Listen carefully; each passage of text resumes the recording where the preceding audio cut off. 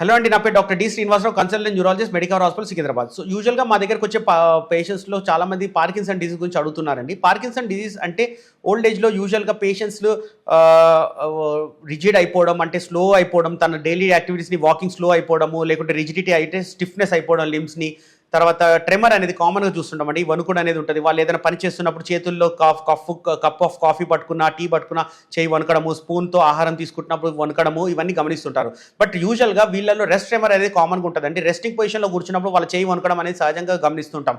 So ఈ rigidity, ఏకైనిసా, tremor, ఈ మూడు ట్రయాడ్ ఉంటుందండి. పార్కిన్సన్ డిజీజ్ పేషెంట్స్లో ఈ మూడు ఉన్నప్పుడు యూజువల్గా వీళ్ళని పార్కిన్సన్ డిజీజ్ అని లేబుల్ చేస్తాము. ఈ పార్కిన్సన్ డిజీజ్ ఎందుకు వస్తుందంటే కారణము బ్రెయిన్లో మన దగ్గర ఒక సర్క్యూట్ ఉంటుందండి. ఆ సర్క్యూట్లో కెమికల్స్ ఉంటాయి. ఆ కెమికల్స్లో సమతుల్యం లోపించినప్పుడు ఈ పార్కిన్సన్ డిజీజ్ అనేది సహజంగా వస్తుంటుంది. ఇది యూజువల్గా ఓల్డ్ ఏజ్లో వచ్చే డిజీజ్.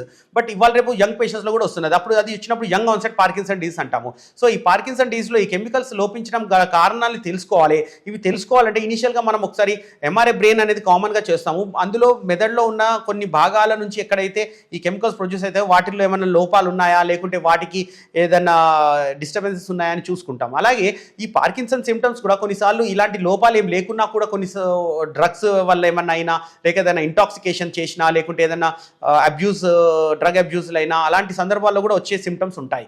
సో వీటికి ఎనీ పేషెంట్స్ వచ్చినప్పుడు మనం తెలుసుకోవాలి, వాళ్ళని ఏజ్ని క్లాసిఫై చేసుకోవాలి.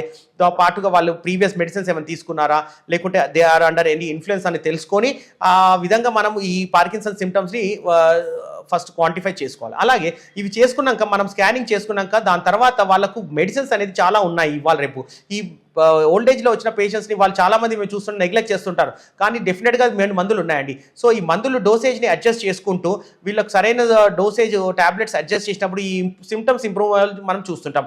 అలాగే ఇవాళ రేపు కొత్తగా టెక్నాలజీలో డిపిఎస్ అని కొత్త టెక్నాలజీ వచ్చిందండి. అంటే డీప్ బ్రెయిన్ స్టిమ్యులేషన్ అంటాము. అంటే ఇందులో మెదడులో వెళ్ళి ఆ న్యూక్లియల్ ఏవైతే ఉన్నాయో, అక్కడైతే కెమికల్ ప్రొడ్యూస్ అవుతుందో వాటిని స్టిమ్యులేట్ చేయడం అంటూ జరుగుతుంటుంది.